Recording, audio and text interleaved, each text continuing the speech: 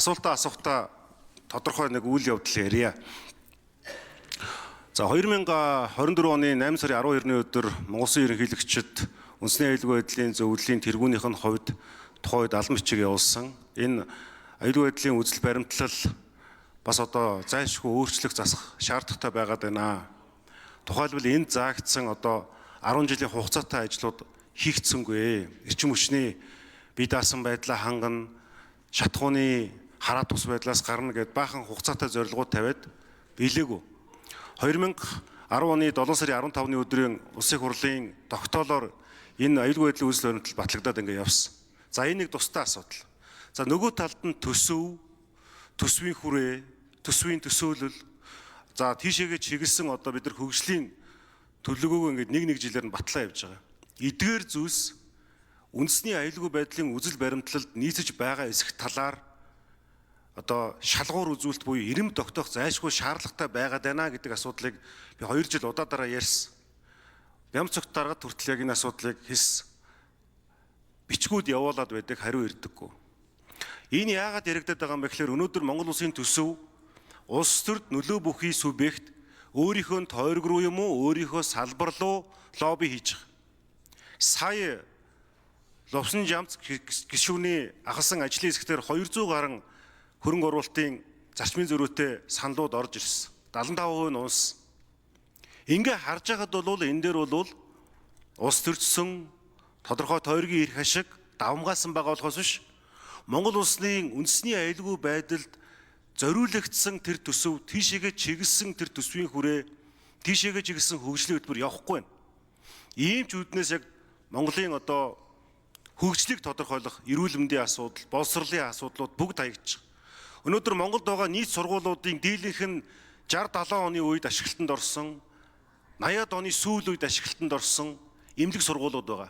Бүгдээрээ их засварын асуудалтай, бүгдээрээ шинээр барих асуудалтай болцсон. Асар цөөхөн суурь одоо дид бүтцийн хатууд дид бүтцүү шийдэгдсэн.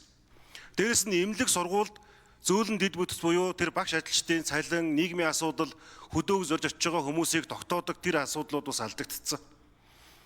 Ингээ энэ бүхэн чинь юуг илтгэхэд байна вэ гэхлээр бидний дараа жилийнхээ мөнгийг төсвөлж байгаа орлого зарлагыг тодорхойлж байгаа энэ асуудлууд зарцуулалт нь зохиомж нь өөрөө Монгол улсын одоо иргэний амьд явах, эрүүл аюулгүй орчинд амьдрах, сурч боловсрох үндсэн хуулийн тэр язгуур эрхийнхээ дагуу жам ёсны эрхийн эдэлдэг байх тэр зүйлээс алдагдчихад байгаа. Салбарын сайдуудаас яагаад энийг хийхгүй байгаа юм бэ гэж асуухаар бид хүнжлийнхөө хэрээр хөлөөж ийж гинэ гэж хариулдаг гал унтраасан байдалтай болцсон. Тэгэхээр инквер сайд одоо яг энэ одоо төсвийн хүрээ, төсөөлөл, дараад нь ингээд төсвийн асуудал бидний хамгийн гол маргалддаг, ус төрждөг сэдэв мөн. Гэхдээ энэ дээр яг энэ ирэм шалгуур үзүүлэлтээ үндэсний аюулгүй байдлын үзэл баримтлалаа нийцүүлсэн байдлаар тодорхойлох ёстой болчиход байгаа. Одоо байгаа хуулийн гарц нь болохоор аюулгүй зөвлөлөөс журам батлагдсан байгаа. Тэр нь батлагдаагүй 16 жил явцсан. Эсвэл энийг тэд нар чадахгүй бол их хурл өөрөөсөө батлах гарц үлдсэн. Тэгэхээр та тэргүй шадар сайд эдийн засгийн хөгжлийн сайд хийж байгаа хүний хувьд энэ дээр яг та тодорхой гарц байр суурь хилээч. Энийг хийчих юм бол танд ч амар, засагт ч амар, бидэнд ч амар واخхгүй юу. Тийм учраас төсвийн араас тойрог руугаа лобби хөөж гүйдэг биш. Зүгээр л Монголд хэрэгтэй гэсэн төсвийг өдр баталдаг болмоор байна. Энэ дээр хариулт авъя. За энэ хоёр тэргүй шадар сайд хариулъя. За та их чухал асуудлыг хөндлөө. Яг таны ярьж байгаа учир шалтгаануудаас болоод Монгол улс үндсэн хуулинд өөрчлөлт оруулсан. Үндсэн хуулийн өөрчлөлтийн гол зүйл бол улс төрийн 5 нам санал нэгдэж улс орон хөгжихийн тулд хөгжлийн бодлого төлөлтөө байна. Тэр хөгжлийн бодлого нь доктортой байна. Улс төрийн бүх намууд энэ хөгжлийн бодлогыг хэрэгжүүлэхийн төлөө ажиллана. Улс төрийн сонгуульд орж байгаа нэр дэвшигч хэн боловч энэ хөгжлийн бодлого төлөлтийг хэрэгжүүлэх асуудлаар өөрийн мөрийн хөтөлбөрөөр боловсруулна. Хэрвээ энд энэ бодлогоос гадуур боловсруулалт хийх юм бол нэр дэвших нь хасдаг улс төрийн намын сонгуулийн нэрийн шагсаалтаас хасах хэмжээнд үлдэр хатуу зохицуулт хийсэн. Энэ бол таны ярьдаг дур зоргын үндэсний аюулгүй байдлын үзэл баримтлалд туссан улс орны эдийн засгийн аюулгүй байдал гол бодлогоос гадуур энэ төсвийн сахилга бат алдагдаад байсан тул ингэж журмалж хуульчилсан. За энийг мөрдөхийн үүднээс бид нар хөгжлийн бодлого түүний удирдлагын тухай хуулиа батлаад тэрний дагуу одоо төлөвлөгөө гаргаад төсвийн өрөөгөө тодорхойлоод ингээд ажиллаж байгаа. Харамсалтай нь энэ асуудал улсын их хурал дээр хилцүүлгийн явцад эвдэгдэж байгаа байдал удаа дараа гарч байгаа. Гишүүд энэ учир шалтгаан дутуу ойлгоод байж магадгүй. Энийг байнга сануулж байгаа. Хуулийн зөрчил үүсэж байгаа талаар. Хэрвээ энэ хууль сануулсаар байтал хуулийг давж хуулийн тусгай шаардлага нийцээгүй, их үүсвэр нь тодорхойлогдоогүй,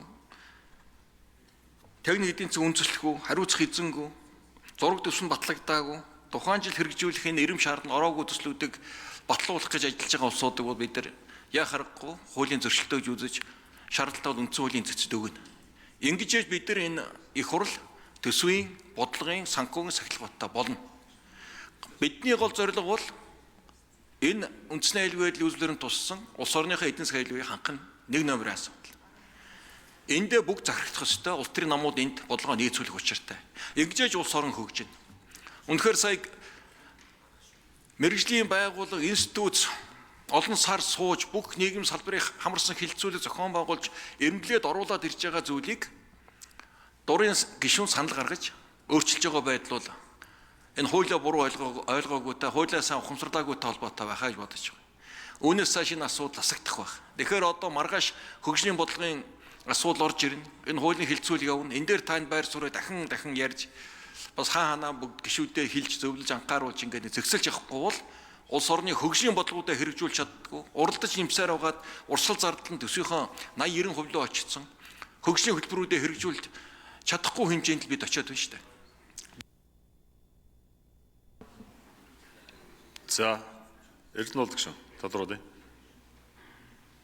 За тэгэхээр одоо би бас нэг 2 жил хүний эрхийн дэд хороо гэж яваад жишээлбэл Монгол хүний эрүүл мэндтэй холбоотой асуудал, хүний эрхтэй шууд холбоотой асуудал төр ингээд нөхцөлдлийг харж хахад утааны асуудал гээд бид нар өвөл ярьдаг, сонсгол хийдэг. Тэгэл таг зун мартчихж байгаа. Зун нь үер өсний асуудал гэж ярьдаг. Энэ өрөөсөө юм улирлын шин чанартай Монголын асуудлууд яваад байна. Сая харин хаа очиж 1 сард засгийн газраас тэр өвчний хяналт сэргийлтийн үндэсний төв буюу CDC гэдэг байгууллагыг байгуулж байна. Хөдөө орон нутгаар яваад ирлээ, Сэлэнг Төв аймаг дархнаар яваад ирлээ. Үүнийг салбарынхан бол нэлээд дэмжиж байна. Бага төсөвтөө менежментийг сайжруулад үр өгөөжийг нь иргэдийнхээ эрхийг хамгаалахад чиглэсэн ийм одоо бүтэц гэж харж байна. Яг үүн шиг энэ төсөв мэдээж төлөвлөгөө ярихаасаа гадна салбарын давхардал уялдааг илүү хангасан. Өөрөөр хэлбэл одоо дээлний эсгүүр хийх гэж байгаа бол хүнээсээ хэмжээ авдаг гэдэг шиг ийм уялдаатай бодлогыг л бид нар